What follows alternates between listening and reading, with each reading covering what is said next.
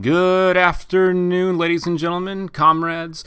Welcome to History with Hubble. Today we are going to be talking about World War I guess before we get started doing that, I should welcome everyone back. I hope everyone is safe, hope everyone's healthy.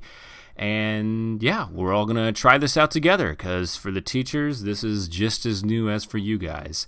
I hope we can bring some normalcy back to your lives, and I know how much you all miss school. And on a serious note, I think that both the teachers and the students miss having you guys around. And so yeah, we're going to talk about some history, hopefully bring it back into the classroom for you guys.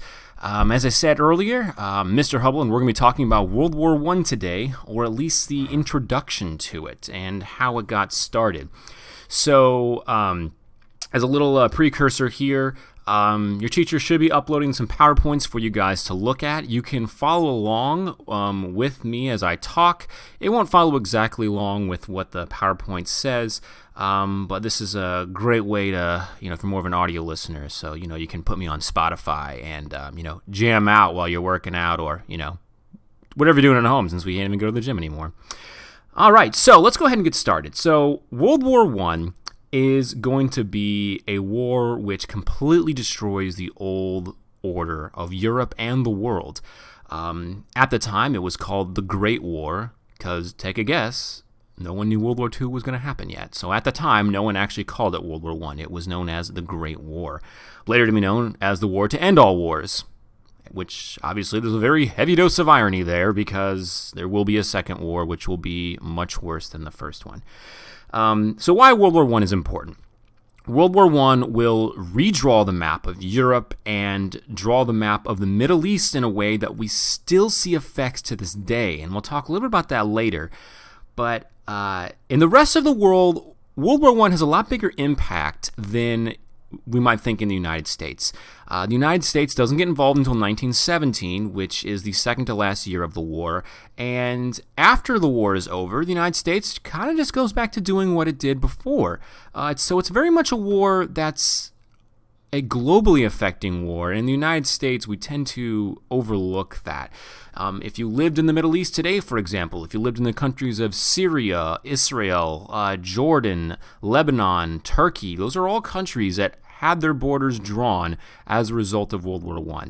So we are very much living with the legacy of this war today, and it is by no means something that is forgotten in history. So we'll be talking about some of the legacy of that, and we're going to talk about why the war began today. So the war is going to start on July 28th, 1914, and it's going to end on November 11th, 1918. November 11th might sound like another date that you're familiar with because that is Veterans Day. It was originally known as Armistice Day because it marked the end of World War I, and today we celebrate it as Veterans Day. So the war will last almost 4 years, and in those 4 years, there will be 8 million killed as a direct result of the fighting.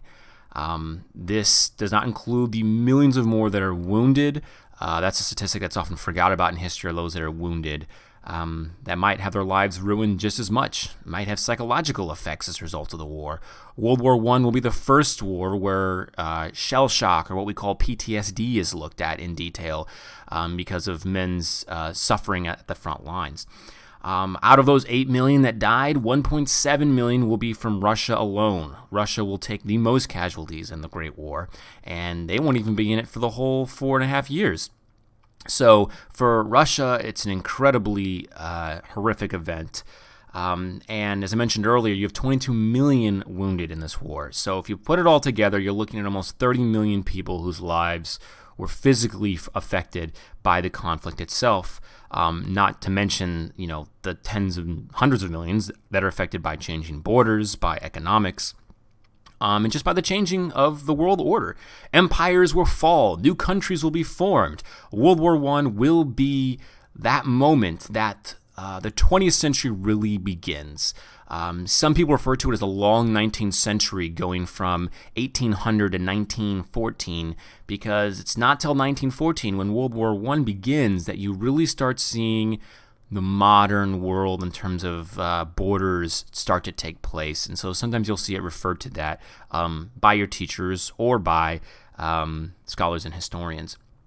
When we talk about the map of Europe getting changed, and if you look at any PowerPoint that's provided, the one that I'll put on will have this as well, is some maps that show what Europe looked like before and after. Some key differences that you'll notice is the country that starts it all, named Austria-Hungary, will be one of the largest, oldest empires in Europe, and afterwards it'll split up into 4 different countries: Czechoslovakia, Austria, Hungary, and Yugoslavia. Romania will also get parts of that as well. Now, the reason I name off all these different countries, which you might not remember, but that's not important. What I want you to remember is that Austria-Hungary is a country that's made up of hundreds of ethnicities. And that's important to remember because in this unit, we're going to be talking about nationalism. Now, we've talked about nationalism previously with the French Revolution. Nationalism, is a little bit of review, is the wanting of an individual group of people who share similar ethnic origins, language, political ideas, and they want the right to form their own country. So empires at this time are made up of a bunch of different nationalities. And this war will bring out those nationalities. Sometimes nations will want to fight harder for themselves. Countries like France and Great Britain and Germany, they will want to strengthen what their country means. Countries like Germany are brand new countries on the block, essentially. They were formed in 1870. So, we're talking about countries that are only 40 years old when World War I begins. New countries will always have the most fervor when it comes to fighting wars and having patriotism because it's still fresh, it's still new, it's still the idea of what your country represents. So, nationalism will play a really big part in this.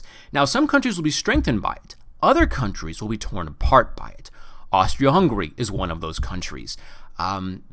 Nobody really cares about the idea of a Austria-Hungary as a country or as an empire. Even the name itself, it's a dual monarchy. Take a guess which 2 countries make up Austria-Hungary. I'll give you a really long time to figure it out. Yeah, you're right. It's the countries of Austria and Hungary. Or at the time, the kingdom. It was a dual monarchy. But within those kingdoms, you had hundreds of ethnicities. You had Croats, you had Serbs, you had Romanians, you had Poles, you had Ukrainians, you had Czechs, you had Slovaks, you had Germans. And they wanted their own countries, or to join other countries which already existed.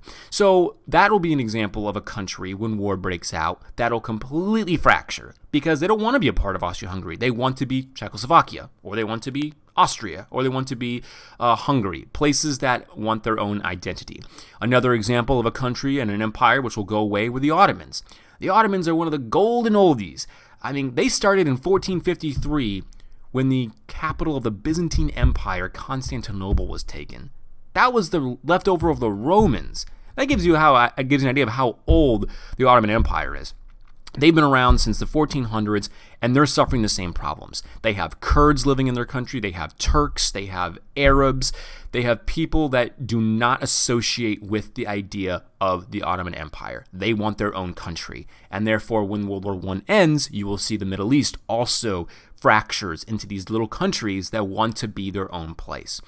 So, nationalism is going to be a big reason why World War I begins. Some people want their own countries. Other people want to strengthen the countries they've already lived in. And as a prime example to look at, I want you to look at a map of Austria-Hungary before and after the war, and also look at a map of the Middle East before and after the war. That's the clearest example of nationalism in work as it breaks up countries. So when we're looking at the causes of World War I already mentioned one of them, and that was nationalism. So to go along with that, there's a little mnemonic device or thing to help remember that, and that is the acronym of MANIA. All right, that's MANIA. Some teachers will just use MAIN. I use MANIA, adds an A onto the end, and we'll talk about what that means. So what the 5 letters that stand for MANIA are: M for militarism, A for alliances, N for nationalism, I for imperialism, and A for assassination. So we're going to break those down in detail a little bit. First one's going to be militarism. If you might take a guess, it has to deal with the military. That's an easy one to remember. Militarism involves countries building up strong militaries to defend themselves or to wage wars of aggression and imperialism. Militarism involves especially the newly industrialized countries.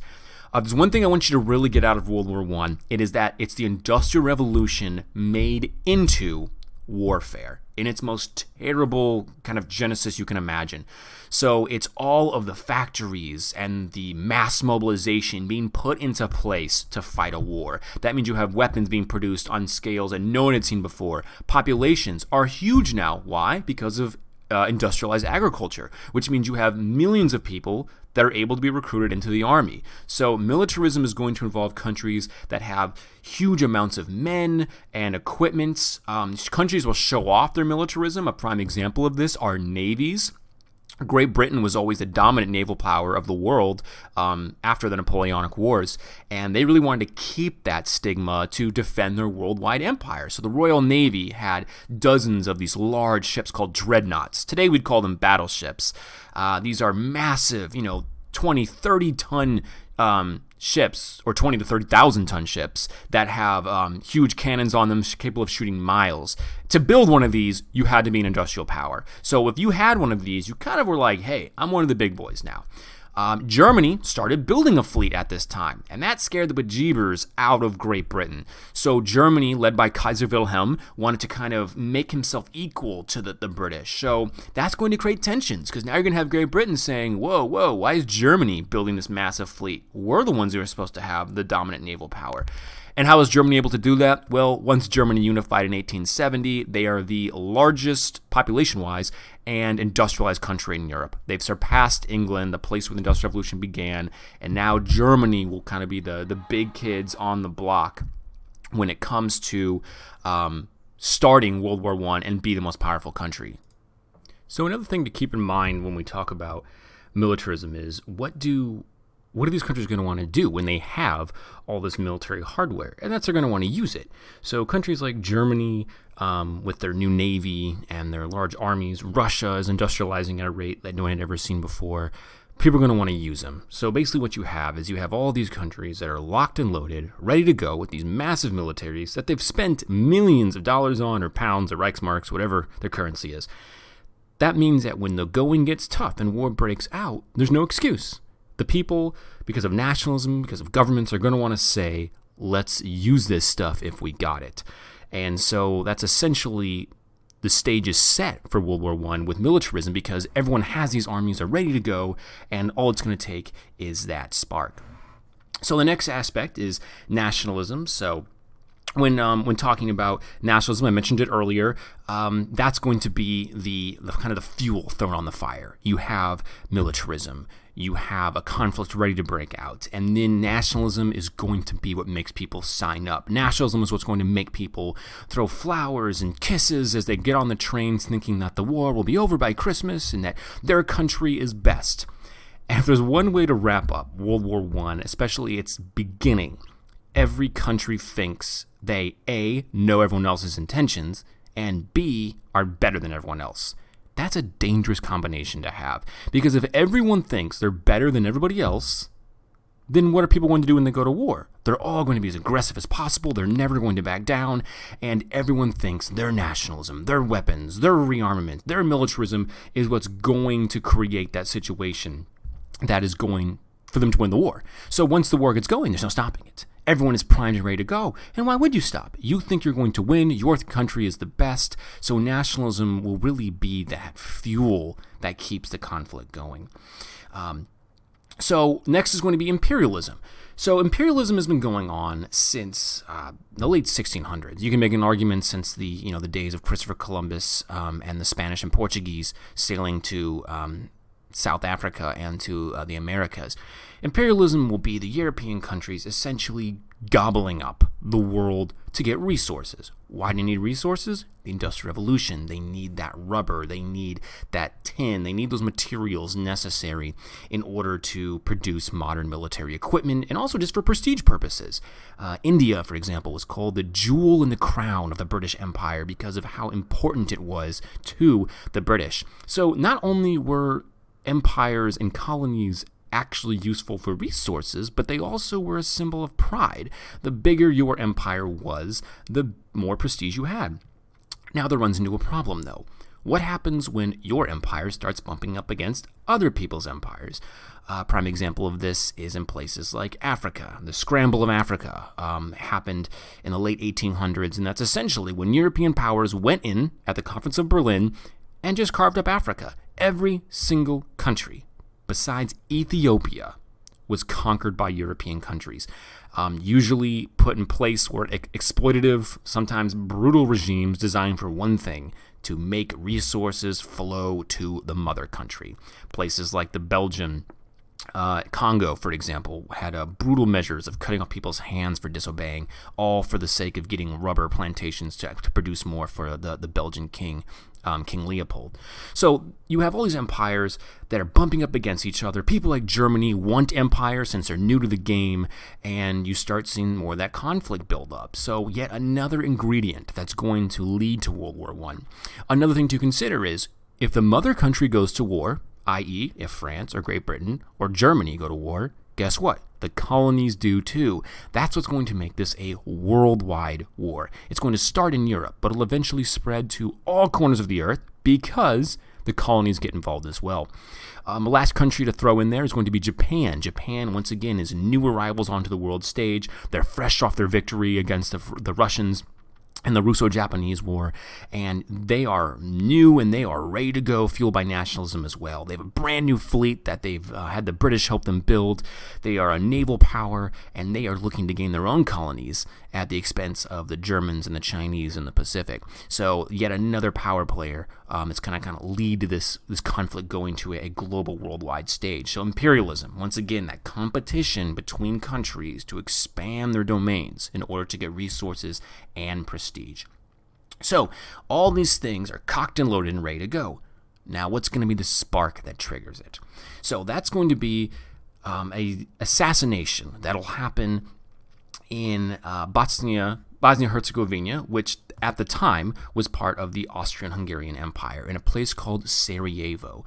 So Bosnia-Herzegovina was recently annexed, which means added to the Austrian-Hungarian Empire, and it's right next to a country called Serbia. Serbia is a small country, but very proud. Once again, another new country. You'll notice a theme here. There's a lot of new countries that are ready to go. Serbia will be another one of those. There's a group of Serbians who live in Serbia that think that Serbia needs to be bigger than what it is. And they think that places like Croatia and Bosnia-Herzegovina actually belong to Serbia. So when Austria-Hungary annexes this area, the Black Hand, which is a Serbian nationalist organization, thinks, whoa, this should belong to Serbia, not to Austria-Hungary. So Austria-Hungary is seen as kind of a big bad wolf on the block, and the Serbians want to use, or I should specify, the Black Hand. It's not an official organization attached to the Serbian government, but everyone knows they're from Serbia, and we'll see that becomes a conflict later on.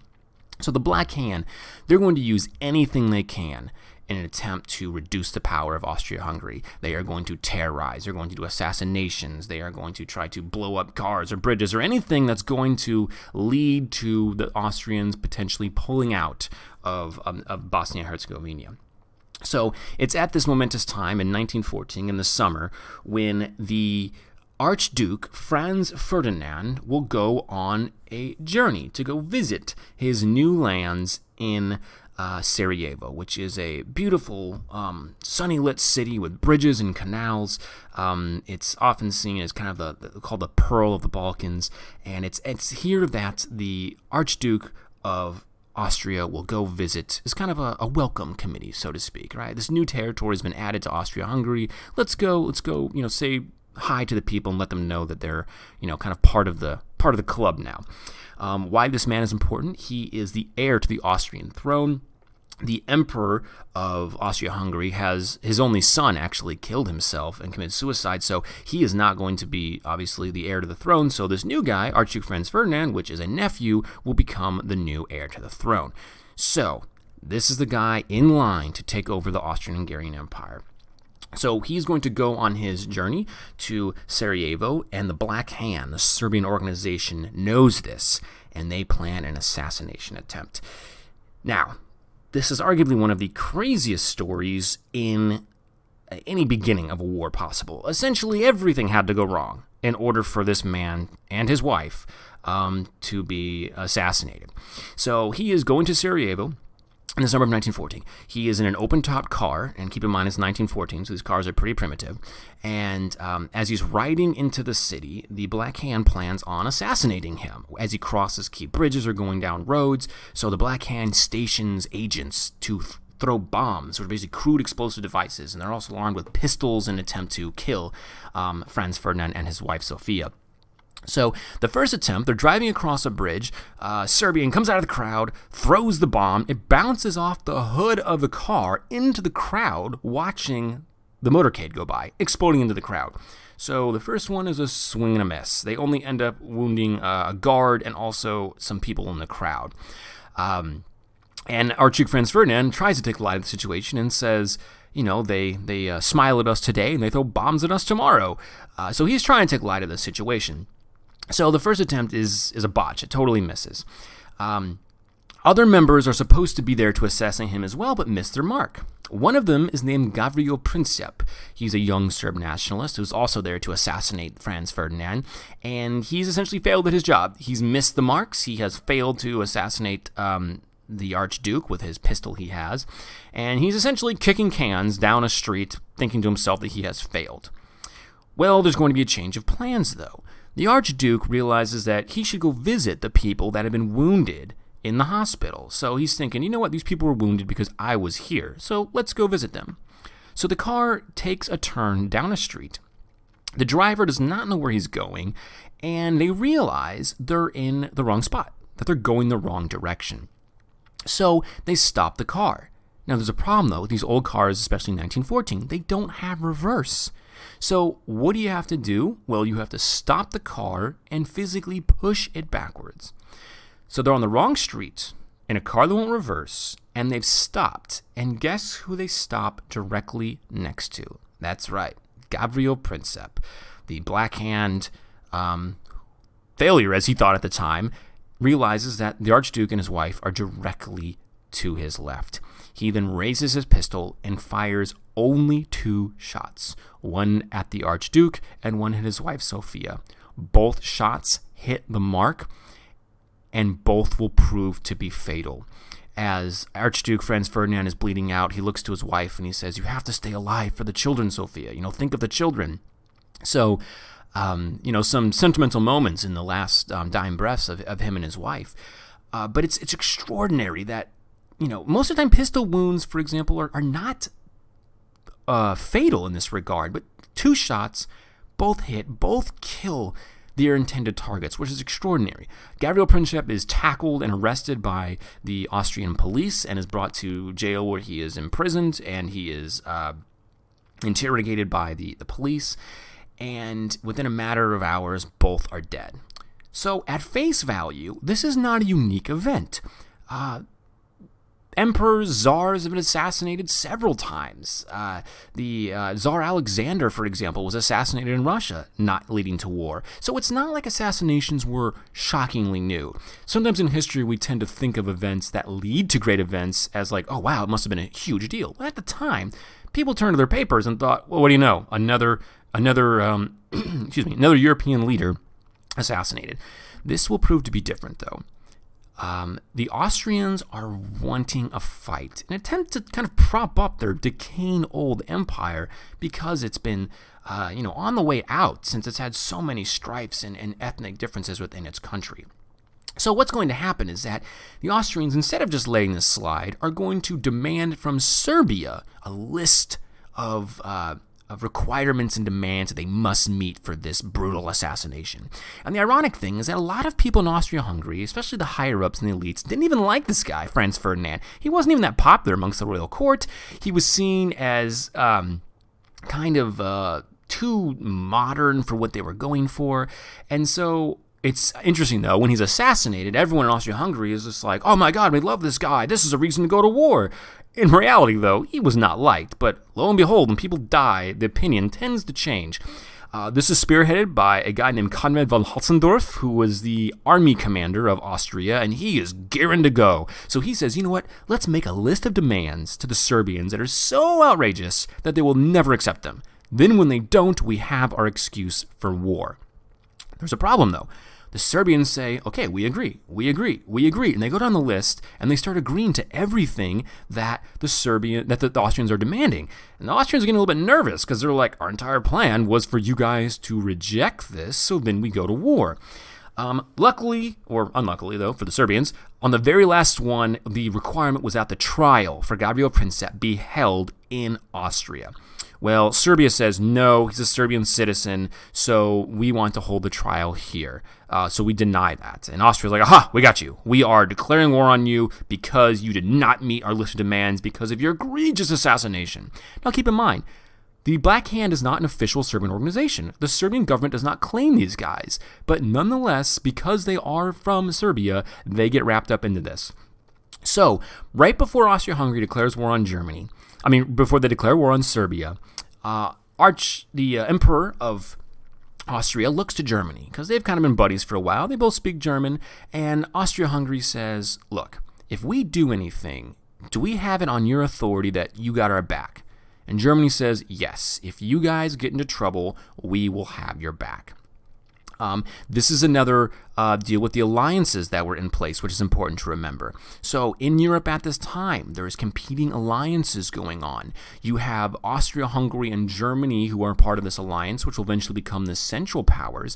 And then to oppose that, you have France, Great Britain, and Russia, who are worried about the power of Germany rising. So you have these two competing alliances going on, and that'll be another reason why World War I begins, is that this alliance system will become so complex and embedded that when war breaks out, it drags everyone in like it would at a bar fight. So what happens is Austria-Hungary, they go to their buddies Germany, who's much stronger than they are, and they say, hey, you got our back. Germany then writes a letter which notoriously becomes known in history as the blank check. What is a blank check? Well, that's where you can write whatever amount you want on it. And that's essentially what Germany offers Austria-Hungary. So Austria-Hungary says, hey, if Germany's got our back, and they're the biggest, baddest boys in Europe, we don't got anything to worry about. So Austria-Hungary declares war on Serbia. Thus, the very first opening salvo of the Great War begins. Now, there's a caveat, though. Russia has guaranteed Serbian independence. Now, Serbia is known as Slavs, which is an ethnic group of people. Russia also sees themselves as Slavs. So Tsar Nicholas II, who's the emperor of Russia, sees the Serbians as friends of the Russians. So Russia says, hey, if you do anything to Serbia, we got Serbia's back. You're already probably starting to see where the problems are going to be developing. So Russia starts mobilizing its army, which means it starts calling up all its reservists, okay? So Russia's army is becoming larger and larger. Everyone in Europe fears this, mainly the Germans and Austrians, because Russia is a huge country with a massive population, and Germany fears if we let Russia mobilize, they'll overwhelm us. They'll literally swarm us with a human wave of soldiers. So Germany sees the mobilization and declares war on Russia. So now you have Germany and Austria-Hungary fighting against Serbia and Russia. So right now we're just dealing with an Eastern European conflict. But there's more problems with that. And that's France is allied to Russia. So when Russia goes to war, France goes to war. So now Germany is facing a two-front war. Now they plan for this, and we'll talk about that later on. So now you have France getting involved. Before they do that, though, Germany declares war on France because they want to try to catch the French while they're napping in something called the Schlieffen Plan, which was an attempt to essentially shoot into France through Belgium, take Paris, and knock France out of the war. Now, the Germans had done this in 1870 in the Franco-Prussian War. They defeated the French in less than a year. So the Germans think to themselves, we can just do that again on a larger scale. So now you have France involved as well. Now, the only country that's not involved, the only two, are Italy, which declares its neutrality because they don't want to get involved right now. They eventually will. And then you have Great Britain. Now, Great Britain is trying to figure out what it's going to do. It's always been friendly with France and Russia, but it doesn't know if it wants to get entangled in a war with all of Europe. What ends up happening, though, is that on the way to invading France, Germany goes through the small country of Belgium. Great Britain has always guaranteed Belgium's independence. So Germany goes through Belgium to invade France because it's kind of in the way. So then Great Britain sends an ultimatum to Germany and says, hey, pull your troops out of Belgium or else we're going to war. Well, guess what? The Germans ignore the demands on their way to Paris. And what do you have now? Now you have Great Britain declaring war on Germany. So everyone gets involved in this war because of alliances. And some of them are secret alliances. And people don't know this. Some people are allied. So what starts off as an assassination of an archduke in Sarajevo turns into a European and then a world war because of alliances and also because of nationalism, right? It's going to people, everything's an outrage, right? How dare they assassinate our archduke? How dare the Russians mobilize against us? These are all reasons why World War I will break out. And before you know it, within a couple weeks' time, you go from a small squabble with Serbia to a global war. So when the sides are eventually set, so there's two sides. You have the Central Powers, which will be Germany, Austria-Hungary. The Ottoman Empire will join in 1914, so they can try to get some land from Russia, because the Ottomans and the Russians have always been kind of at it with each other, and Bulgaria. So Central Powers are Germany, Austria-Hungary, Ottoman Empire, and Bulgaria. Bulgaria will join in the 1915 to get some more land as well. On the other side are the Entente powers, or what are commonly known in history as the Allied powers. So the Entente powers will be Russia, France, Great Britain, Italy will join in 1915, Japan, and late to the game will be the United States in late 1917.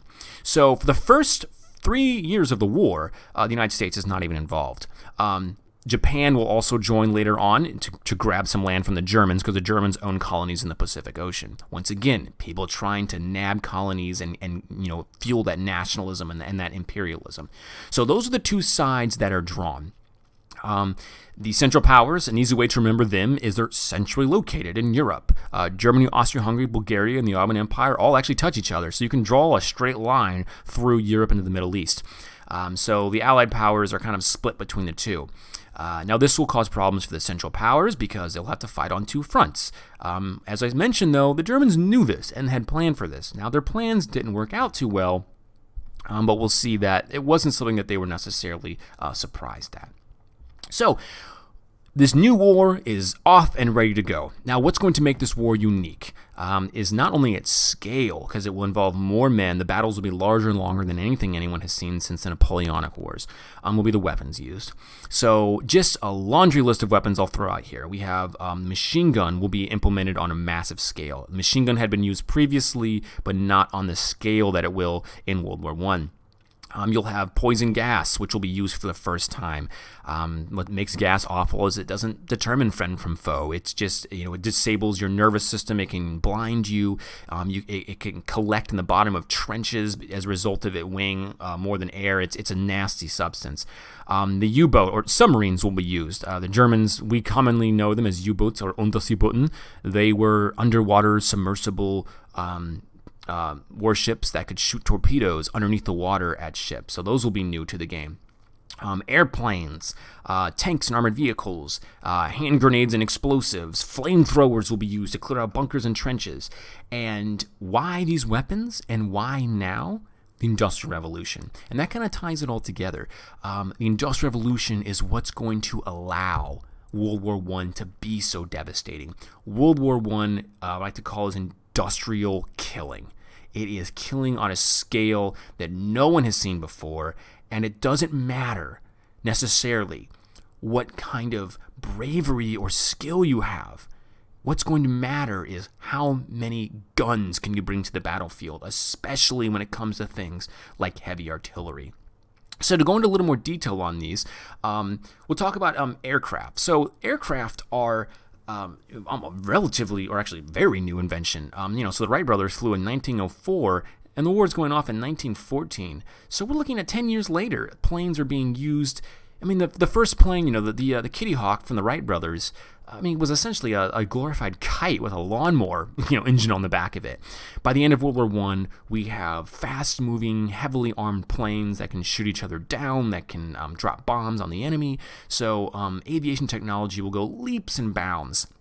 as a result of World War I. New inventions will be developed, things like the interrupter gear, which is what will allow machine guns to shoot through the propellers of planes. That way they're not hitting their own propeller as they shoot through it. So aviation will just skyrocket during this time. Another big invention will be the use and development of the tank, or the armored fighting vehicle. The first tanks were notoriously unreliable, slow. They moved at a neck-breaking 3 miles per hour, and oftentimes they move slower than that.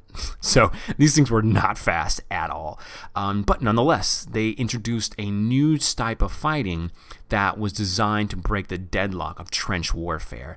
And that's what we'll talk about when we actually get into the war itself. But trench warfare will be the idea of digging into the ground to avoid the horrible consequences of artillery and machine guns, and there'll be thousands of miles of trenches and this no man's land that exists in between the two front lines. So if you wanted to try to attack your enemy, you had to get out of your own trenches, charge across this crater landscape in front of machine guns and poison gas and artillery, and the chances of surviving were not good. So tanks were seen as a way to kind of get around that, or through that, so to speak. The British will be the first ones to develop the tank, and fun trivia, it's called a tank because when it was first being developed, it was so top secret that if you worked in a factory producing tanks, you were told that you were working on water tanks that stored water. That's how the name tank stuck. That wasn't the initial name given to it. That's just a name that stuck that we still use to this day in English. In other countries, they use different names, like in Germany, for example, they use Panzer as a word for a tank. But here in the United States and in England, tank is a word used for armored fighting vehicles. Battleships will be the next thing we talk about. This will be the naval warfare aspect. Huge warships, dreadnoughts that can shoot and lob shells, tens of miles. There will be one major, huge naval engagement, the Battle of Jutland in World War I, which will have hundreds of these ships squaring off against each other. And once again, the ships will represent this new age of trying to impress and show off the greatness of countries and their ability to build these warships. And they will be the queens of the sea, these battleships duking it out with one another. And then also you'll have the other aspect of the naval war, which will be the U-boats. So the U-boats were technology that was not actually invented by the Germans. It was actually invented by an Irish immigrant to the United States. And over time, they became a very deadly weapon. And when they were first deployed, they were seen as not very sporting, according to the British, because you couldn't see them. They would go underneath the water, fire their torpedoes, and sink a ship without being seen. This proved hugely consequential for massive battleships because this little dinky boat that's 1/100th of the size can sink these massive behemoths using these underwater torpedoes. So new tactics had to be developed to combat these submarines or U-boats, and U-boats will be a very big reason why the United States eventually joins the war as well. So yet another example of technology coming to the forefront. The biggest killer, this will be our next technology, of World War I. It'll not be poison gas. It'll not be machine guns. It will not be airplanes. It will be heavy artillery. Artillery will account for 70% of all casualties in World War I. And when you think of artillery, think of big guns firing shells, 2-3 miles away and then exploding.